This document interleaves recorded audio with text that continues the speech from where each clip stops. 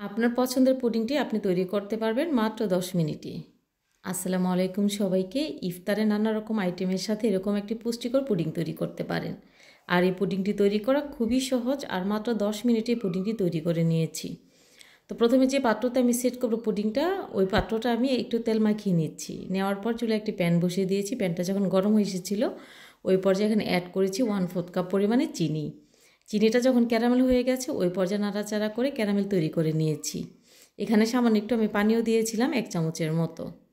তো ক্যারামেলের কালারটা যখন এরকম সুন্দর হয়ে এসেছে, ওই পর্যায়ে আমি চুলা থেকে নামিয়ে নিচ্ছি। আর নামিয়ে নিয়ে যে পাত্রতে আমি পুডিংটা সেট করব, ওই পাত্রে আমি ঢেলে নিচ্ছি। আর ঢেলে নেওয়ার পর এখানে আমি নিয়ে নিচ্ছি 4টি ডিম।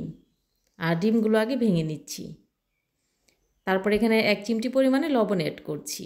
দিয়ে দেবো এখানে ভ্যানিলা এসেন্স। আর এই ভ্যানিলা এসেন্সটা দেওয়ার কারণে ডিমের উগ্রগন্ধটা আসবে না। আর স্বাদ মতো এখানে দিয়ে দিচ্ছি চিনি। দিয়ে সবগুলো উপকরণ হ্যান্ড উইক্সের সাহায্যে খুব ভালো করে মিশিয়ে নিতে হবে। এই কাজটি আপনারা কাঁটা চামচের সাহায্যেও করে নিতে পারেন। ততক্ষণ পর্যন্ত বিট করতে হবে যতক্ষণ না পর্যন্ত চিনিটা গলে যায়। তো চিনিটা গলে আসা পর্যন্ত আমি খুব ভালো করে বিট করে নিচ্ছিলাম।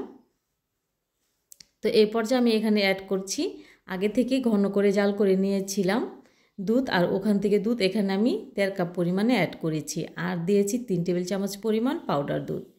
আর এই পাউডার দুধের কারণে কিন্তু সুন্দর একটি ফ্লেভার আসবে পুডিংয়ের থেকে। তো খুব ভালো করে মিশিয়ে নিচ্ছিলাম। খুব ভালো করে মিশিয়ে নেওয়ার পর যে আগে থেকে আমি সেট করে রেখেছিলাম ক্যারামেলটা, ওখানে আমি একটি স্ট্রেনারের সাহায্যে ছেঁকে তারপরে ঢেলে নিচ্ছি। তারপরে আমি চুলায় অন্য একটি পাত্র বসিয়ে দিয়েছি। আর এই পাত্রে আমি দিয়েছি এখানে পরিমাণ মতো পানি। আর পানিটা যখন গরম হয়ে গেছে, ওই পর্যায়ে এখানে পুডিংয়ের পাত্রটা দিয়ে দিচ্ছি। দিয়ে ঢাকনা দিয়ে ঢেকে দেব। ঢাকনাতে যদি কোনো প্রকার ছিদ্র থাকে, তাহলে সেই ছিদ্রটা ঢেকে দিতে হবে। তো 10 মিনিটের জন্য বেক করে নিচ্ছি। তো ফিরে এলাম 10 মিনিট পর। আর এই পুডিংটা দেখতে পাচ্ছেন আপনারা 10 মিনিটে আমার কিন্তু রেডি হয়ে গেছে। তো একটু চেক করে নিচ্ছি, তো ক্লিন এসেছে, তার মানে আমার পুডিংটি সম্পূর্ণ রেডি।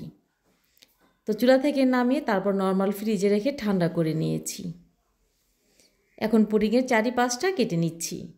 রেসিপি ভালো লাগলে শেয়ার করার অনুরোধ রইল। আর এরকম ইফতারে আপনারা মজার পুডিং তৈরি করে খেতে পারেন। তো চারিপাশটা কেটে নেওয়ার পর পুডিংটা আমি ঢেলে দেখাচ্ছি দেখতে ঠিক কতটা সুন্দর হয়েছে। মাশাআল্লাহ, ক্যারামেলের কালারটা কিন্তু অনেকটা সুন্দর এসেছে। তো এভাবে করে সহজ রেসিপিটি আপনারা তৈরি করতে পারেন যখন তখন।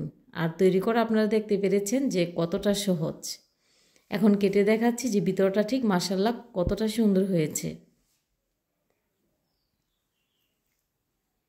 এতক্ষণ সাথে থাকার জন্য সবাইকে অনেক অনেক ধন্যবাদ জানাচ্ছি। সবাই খুব ভালো থাকবেন, সুস্থ থাকবেন। আর রমজানে এরকম মজার পুডিং তৈরি করে খেতে পারেন। আল্লাহ হাফিজ।